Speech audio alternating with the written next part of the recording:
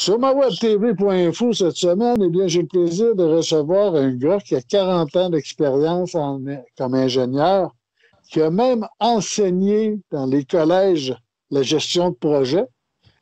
Monsieur François Charbonneau, bonjour. Bonjour. Monsieur Charbonneau, vous avez écrit une lettre à la mairesse suite à ces déclarations la semaine dernière quand on parle des projets. Oui. Du projet de la voie de contournement.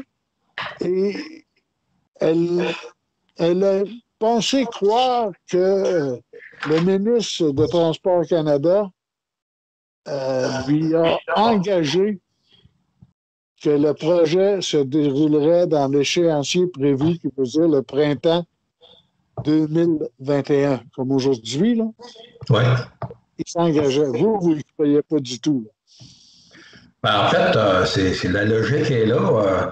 C'est que j'ai suivi vraiment le projet régulièrement, puis là, on vient de tomber en dehors de la cédule depuis un an après ça. Ça fait que ça devient clair, net et précis qu'on ne peut pas. Il reste 5-2 ans. Puis en résumé, il reste 5-2 ans. Hein? Le 2021, on est en mai 21. 2023, c'est dans 2 ans. Puis il reste toute la phase d'ingénierie, les plans de vie, plus la construction. Puis normalement, c'est 1 an, à peu près 1 an de plan de vie.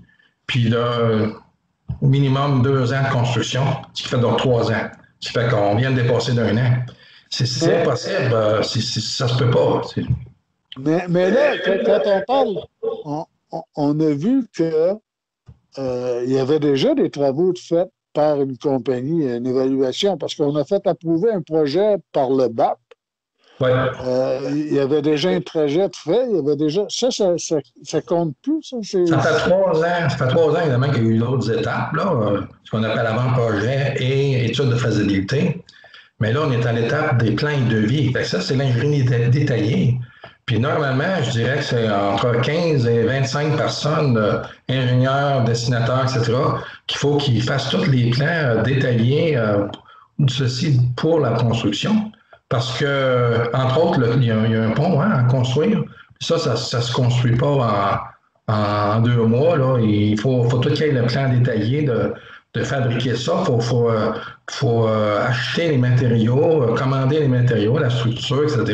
Puis il faut l'assembler. Puis il faut faire la fondation aussi avant, évidemment, avant de le construire. Ça, c'est un exemple. Le pont, c'est assez long. Ça ne peut pas prendre rien qu'un an pour faire ça, là, vous savez. C'est clair, net et précis que pour moi, là, c'est une impossibilité de finir en 2023, parce qu'il y a 5-2 ans. N'oubliez pas, ça fait 3-4 ans qu'on fait juste les 2 premières étapes, puis les 3 dernières étapes, on va les faire en 2 ans. Mais ça n'a pas d'allure. Mais pour vous, la réalisation de ce projet-là pourrait être faite quand? Si on se dépêche, si on va en 3e vitesse, je veux dire, puis qu'on remplace la cédule, l'échéancier qui est au mode annuel, au mode par mois, mensuel, puis qu'il y a un point sur la table à quelque part qui est suivi, là. Probablement que si on est chanceux, ça va être autour de 2024. Autour de 2024 minimum. Puis ça peut retarder, hein, parce qu'il peut y avoir des surprises. Des fois, là, on travaille dans le domaine, c'est pas à l'intérieur d'une usine, ça. C'est à l'extérieur. Fait qu'il faut faire de l'excavation, des blés remblais, etc. Puis on travaille seulement que 8 mois par année. Hein. C'est extrêmement important parce que la période de gel, on ne peut pas travailler. Vous avez lu, vous avez regardé la dernière mise à jour de Transport Canada en juin 2020 au sujet de la voie de contournement. Oui. Et là, le CP a pris le pôle là-dedans. Là. Ben oui, il est impliqué, là, oui. Il reste quoi à faire là, quand on parle de gestion de projet? Est-ce qu'il faut tout recommencer ou on fait quoi? Là? Ben, quand on dit gestion de projet, c'est de suivre les étapes, hein, de voir à ce que chaque étape soit suivie, que tout le monde soit impliqué en conséquence. C'est sûr qu'il y a eu des étapes importantes, dont le BAP et tout ça, là, c'est ce qu'on appelle la partie avant-projet et acceptation sociale, etc. Puis après ça, il y a l'étude de faisabilité qui a été faite. Puis là, on est rendu à l'étape des plans et devis, en parenthèse, ça devrait être ingénierie détaillée. Puis ça prend de 8 mois à 12 mois normalement. Puis ça devait être complété en mars, ou cet été, là, en 2021, alors qu'on n'a pas commencé encore, comprenez-vous. C'est clair qu'on a un an de retard là-dessus. Je veux dire, n'importe quel ingénieur va comprendre ça, là, va voir ça. Les documents sont là. Si vous regardez le Transport Canada, leur échéancier, c'était bel et bien écrit au 2 juin que c'était durant l'été 2020 qu'elle allait terminer, qu'elle allait commencer, qu'elle allait commencer les plans de vie alors qu'ils ne sont pas commencés encore. Puis là, vous savez, l'été 2020, on est rendu à l'été 2021 bientôt, là, parce que n'oubliez pas que ça ne sera pas la semaine prochaine que le CP va compléter leur étude de l'étude de faisabilité. C'est ridicule. Ça fait 3 ans que cette étude-là est en branle. Pourquoi que le CP ne s'est pas mis le nez là-dedans plus vite? C'est un ridicule incroyable. À mon opinion, il aurait dû l'avoir regardé. Ça fait au moins 1 an qu'elle est complétée, signé toute cette étude-là de faisabilité. Il aurait dû avoir le temps de le regarder puis de faire le commentaire avant. Est-ce que vous avez eu une réponse de la ville de Lac-Mégantic suite à votre lettre? Non, je n'ai pas eu aucune réponse.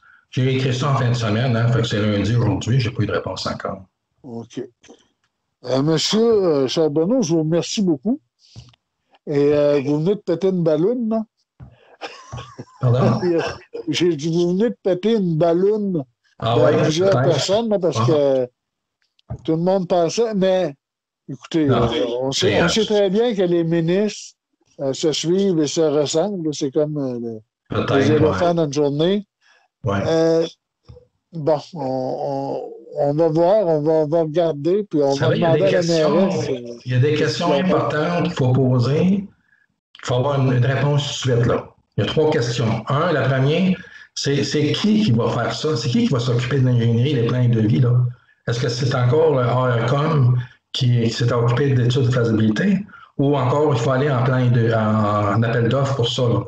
Sur un appel d'offres, ça va être 1 mois ou 2 de plus pour aller chercher une firme d'ingénieur conseil qui va s'occuper des plans de vie.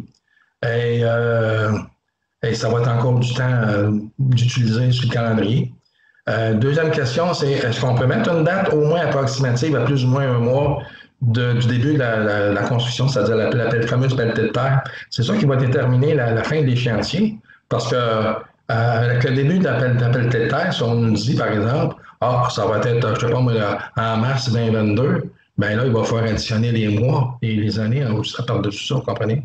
Bien là, il n'y a personne. Le Transport Canada a été incapable de me donner une date précise là, sur la pelletée de terre, là, comme on dit. C'est très important, ça, ce point-là. Malheureusement. Troisièmement, il y a déjà eu un ingénieur qui était engagé, je ne sais pas si le nom, il est engagé, il y a le contrat qui a été signé le 20 juillet 2020 par Transport Canada qui a produit ça en appel d'offres. Et c'est un ingénieur de la firme Cima Plus qui est engagé. On l'appelle l'ingénieur de la couronne. À mes yeux, c'est un ingénieur de projet ou un gérant de projet. C'est probablement lui qui va prendre toute la charge, je pourrais dire, là, de maître d'œuvre, ou je ne sais pas comment vous appelez ça, là, ou maître d'œuvre, ou chef d'orchestre, là, en tout cas. Parce que Transport Canada, c'est des fonctionnaires, excusez, c'est pas des ingénieurs. Là, c'est le seul à date qui est engagé. Puis je me demande ce qu'il fait depuis 9 mois, là, parce qu'il est engagé le 20 juillet, puis on est le 22 mars aujourd'hui. Alors depuis 9 mois, je ne sais pas ce qu'il fait.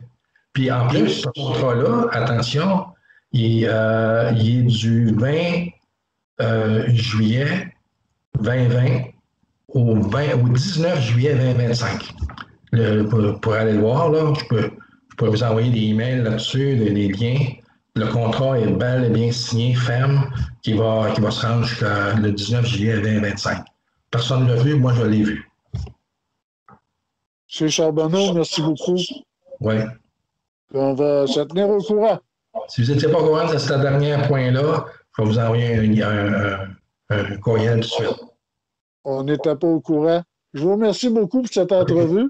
C'est bon. Puis on va certainement se reparler dans les mois qui Ben oui, viennent. les salutations à tout le monde, à la mairesse aussi. Bonne chance. Merci. Merci. Bonne journée.